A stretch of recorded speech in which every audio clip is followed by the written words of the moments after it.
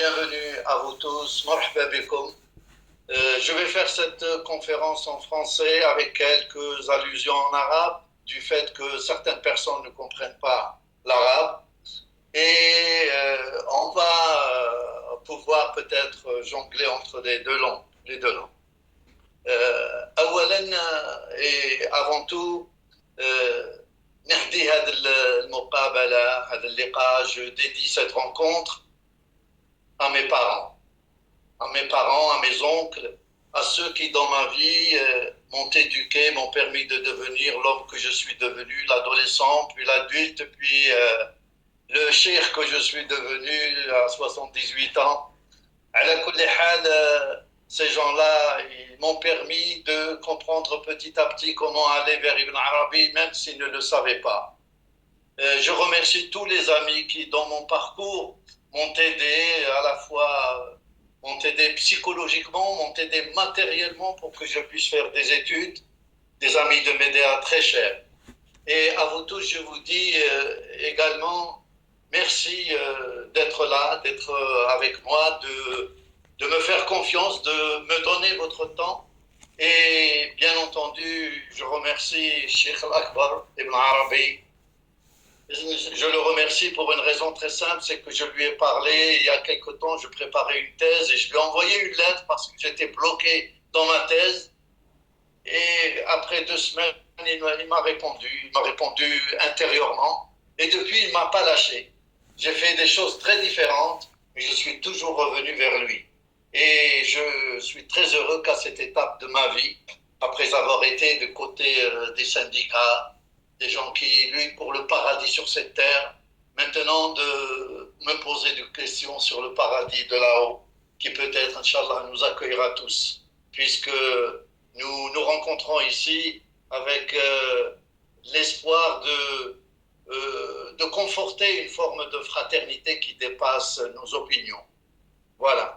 Alors, pour commencer, Cheikh Ibn Arabi, parler de lui en 40 minutes ou en 1 heure, mais ça pourrait être quasiment impossible.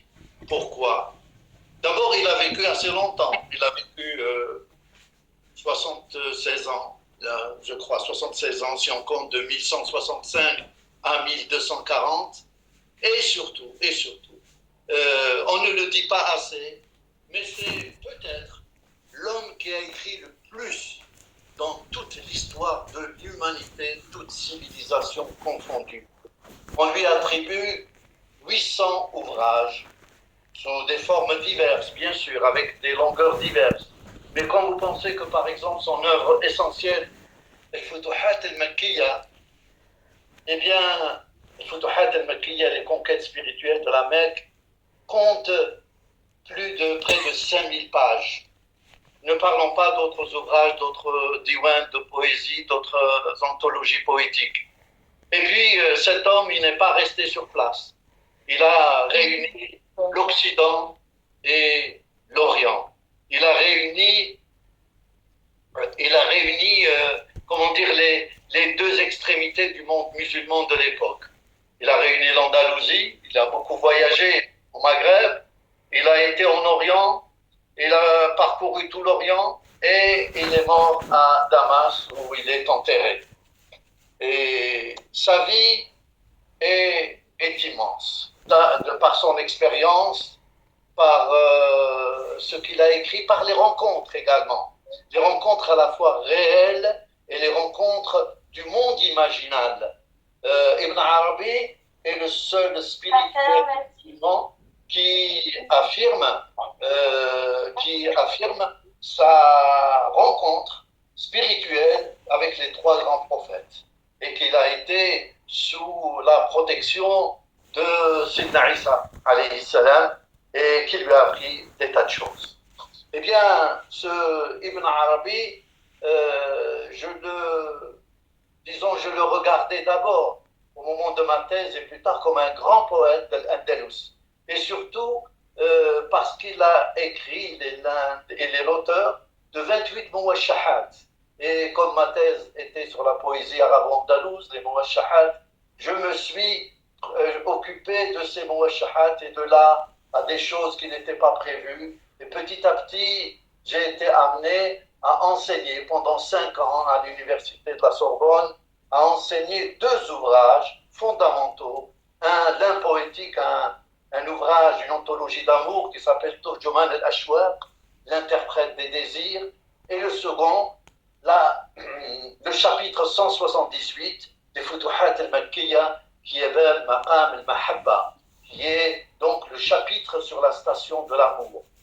Et par la suite, j'ai essayé de lire dans les langues que je domine, en français, un petit peu en espagnol, en faisant traduire de l'anglais, quelques ouvrages, des centaines qui ont été écrits sur lui, des traductions de ces ouvrages, mais également parfois des œuvres apocryphes qui lui sont attribuées parce que la pensée d'Ibn Arabi a tellement la pensée d'Ibn Arabi a habité. Je l'ai acheté dans une vente aux enchères d'un travailleur de la mine de charbon de Peabody. Il a fait plusieurs sculptures très significatives. S'il vous plaît, voulez-vous couper les micros? Il n'y a aucun problème à intervenir par la suite. Voilà. Donc, quand on veut aborder Ibn Arabi, vous imaginez ce que l'on a devant soi. Des montagnes. On a la montagne de ses livres, on a la montagne des traductions, on a la montagne également des ouvrages qui ont été écrits sur lui dans toutes les langues, en anglais, en français, en russe, en chinois. Et Ibn Arabi a été honoré par des sociétés qui se trouvent dans des pays aussi différents que l'Angleterre, l'Amérique, l'Indonésie. Vous savez qu'en Angleterre, il y a la société Ibn Arabi à New York. Voilà, cet homme immense, qu'est-ce qu'on peut dire de lui et surtout, en quoi il nous intéresse, nous, aujourd'hui, au XXIe siècle. Oh, ils sont insupportables. Il y a un micro. S'il vous plaît, coupez les micros, s'il vous plaît. Ou alors, si vous ne pouvez pas, évitez de parler ou de faire du bruit. Merci. Bien. Alors, le rapport que j'ai avec Ibn Arabi est double. C'est d'abord le rapport de quelqu'un qui a pris la décision d'écrire un roman historique sur Ibn Arabi. Mais pour écrire un roman historique sur Ibn Arabi, il faut entrer dans sa pensée. Il faut connaître son histoire. Inventer des scènes, on le peut, mais il faut que ces scènes correspondent à l'esprit d'Ibn Arabi. Il faut qu'elles correspondent à ce que Ibn Arabi a vécu. Je vais vous donner un seul exemple. Sur l'enfance d'Ibn Arabi, on ne sait presque rien. Pas grand-chose. L'enfance d'Ibn Arabi, ce sont 7 ans dans la ville de Murcia, c'est là qu'il est né. Eh bien, pendant ces 7 années, il a vécu avec ses parents, et son père était un proche du gouverneur, ou si vous voulez, du sultan, de l'émir de l'époque qui s'appelait Ibn Mardanish. Et ce Ibn Mardanish avait refusé d'obéir à l'autorité de l'époque qui était l'autorité des Mouahidoun, qui venaient de battre les Mourabitoun, de s'installer à Ishbilia, à Séville, et donc de menacer les petits princes qui s'étaient partagés à l'Andalous, les uns après les autres. Ibn Mardanish a tenu 7 ans. Et c'est pendant ces 7 années de siège de la ville de Murcie que Ibn Arabi a vécu son enfance. Comment écrire son enfance? Comment imaginer ce que cet enfant pouvait dire? Eh bien, dans mon roman, qui j'espère paraîtra un jour, j'ai essayé de déduire, à partir de sa vie d'adulte, d'adolescent et d'adulte qu'on connaît, ce que pouvait être son enfance. Par exemple, Ibn Arabi a écrit des ouvrages sur la cosmologie, sur le secret des étoiles. Eh bien, dans son enfance, j'ai introduit des scènes où enfant, il regarde le ciel et le lit d'une manière extraordinaire. Donc, la construction de mon roman s'est faite, mais uniquement à partir des bases que sont la pensée d'Ibn Arabi. Laissons ce roman à part et revenons à sa biographie. Il a vécu 7 ans à Murcie, enfant. C'est pas beaucoup de choses.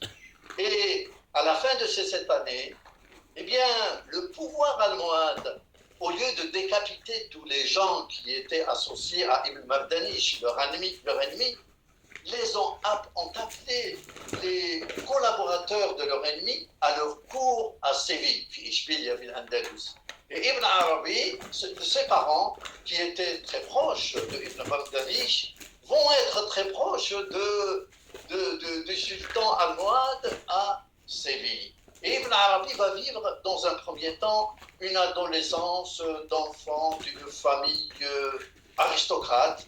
Il va, comme les enfants d'aristocrates, aller avoir des maîtres de très haut niveau. Il va apprendre non seulement la langue, évidemment, mais aussi l'interprétation du Coran, des hadiths qui l'intéressaient beaucoup. Mais c'était, on va dire, un adolescent comme les autres. Seulement, cet adolescent va vivre à un certain moment une expérience qui va le sortir du chemin étroit de la vie de tous les autres. À l'âge de 15-16 ans, Ibn Arabi va vivre une expérience que l'on raconte dans beaucoup d'ouvrages, et notamment que lui-même rapporte également dans les Futuhat, où il raconte qu'à une soirée où étaient invités les enfants des nobles et où on leur servait à manger mais également à boire, quand on s'approcha de lui avec le vin pour le servir à boire comme les autres, parce que dans ces cours on buvait aussi du vin, même si, j'allais dire, le pouvoir était musulman. Quand on s'est approché de lui avec la coupe de vin, il a entendu une voix qui lui a dit « Ya Muhammad, hada lam yukhlaq laka » ceci n'a pas été créé pour toi. Et on dit que à ce moment-là, Ibn Arabi n'a pas saisi la coupe, il est sorti de ce lieu de festivité et il est allé vers un lieu de retraite. Sur son chemin, il a rencontré un berger à qui il a donné ses vêtements, puis s'est habillé des siens. Et en berger, il est entré dans un lieu de retraite que moi j'ai placé dans un cimetière près de Séville.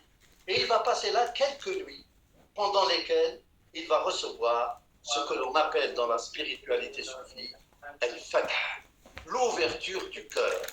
Et c'est le point de départ d'Ibn Arabi vers le monde de la spiritualité. Il sort de ce cimetière complètement transformé.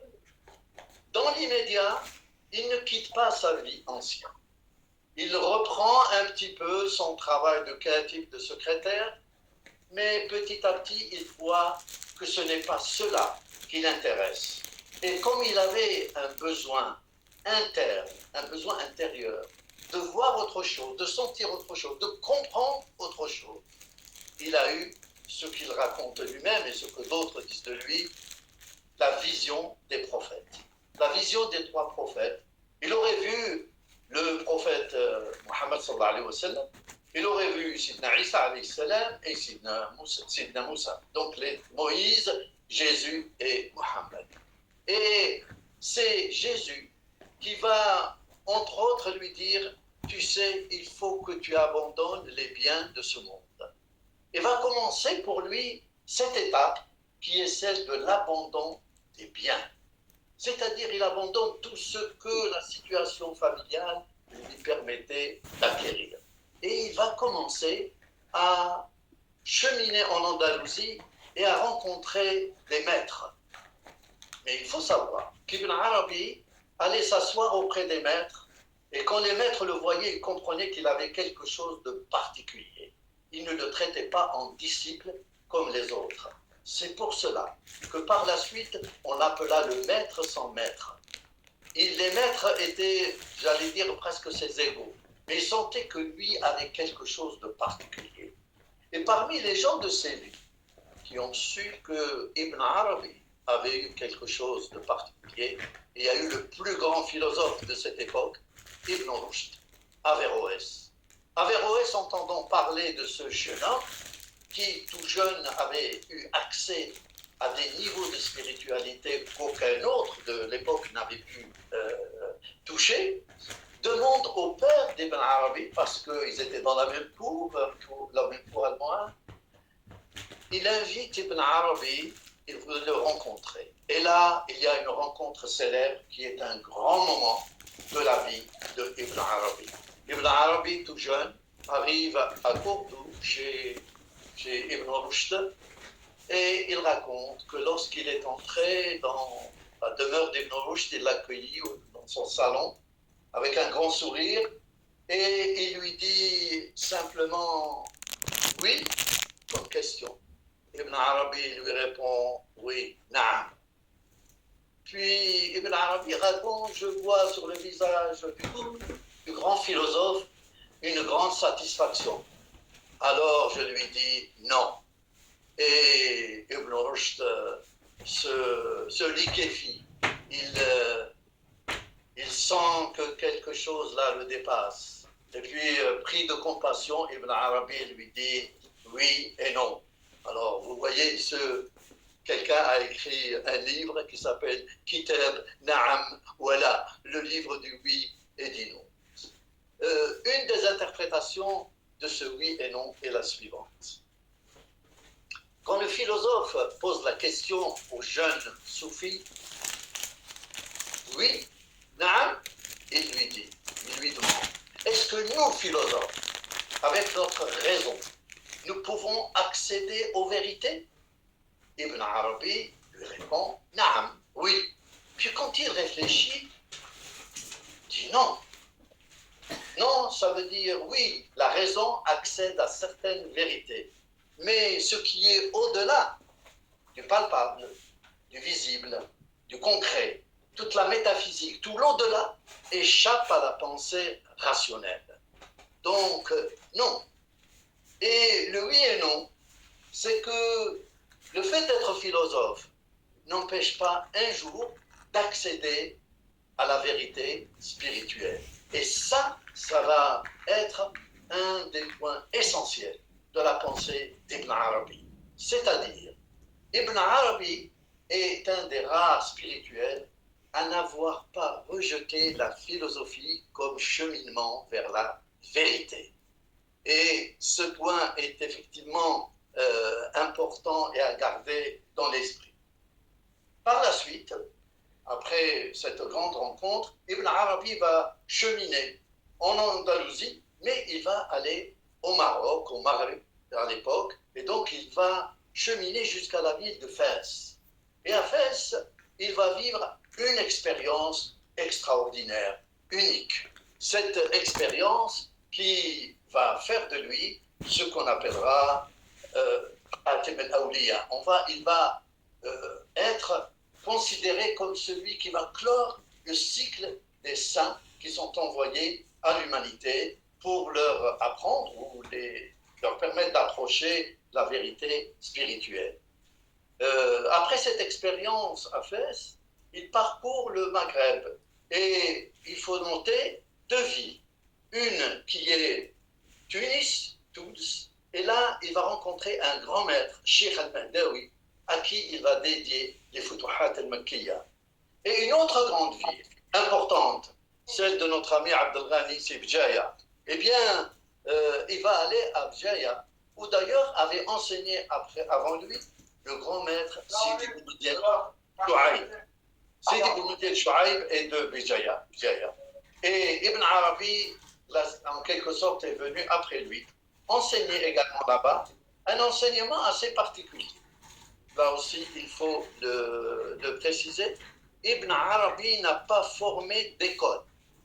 Ibn Arabi n'a pas laissé de tariqa akbarien.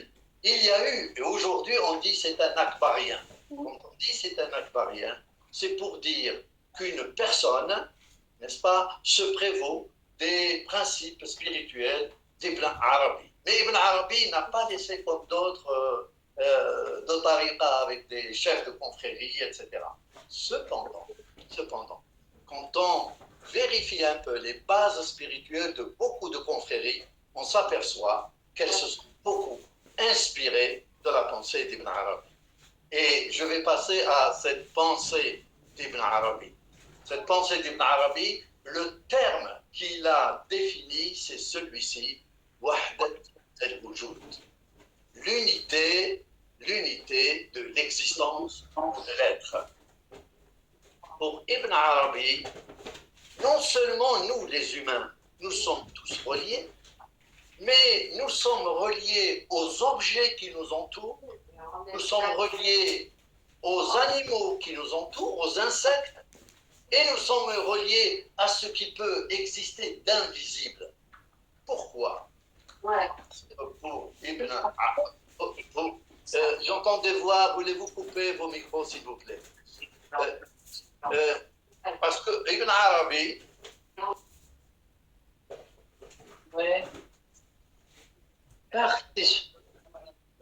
allô, voulez-vous couper votre micro, s'il vous plaît? Moi, je ne peux pas le couper, c'est toi qui peux le couper. Alors, où est-ce qu'on coupe ces Tu micros-là? vas sur participants, en bas. Oui. Tu cliques sur participants, tu vas avoir la liste de tous les participants. Et là, tu vas dire muet pour tous. Alors, Moi, je ne peux pas le faire. d'accord. J'ai pas la liste. J'ai 43, mais...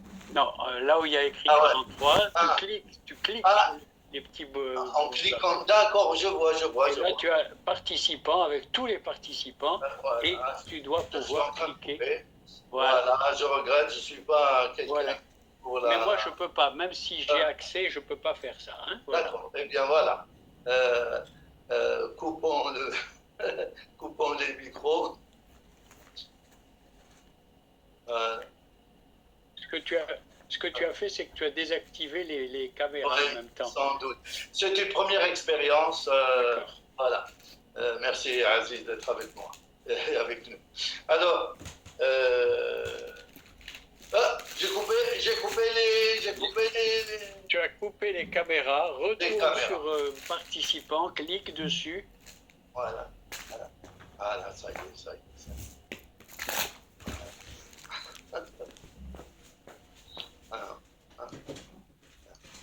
Voilà, je ne sais pas ce que j'ai fait. Alors. Je vais continuer, même si certains ont leur caméra coupée. En tout cas, ils m'entendent, c'est l'essentiel. Et donc, cette Wahdat al-Wujud, Ibn Arabi l'explique de la façon suivante. Il dit, évidemment, pour ceux qui croient en Dieu, il dit que Dieu et le monde ne sont pas séparés. Dieu et le monde sont reliés par un acte d'amour.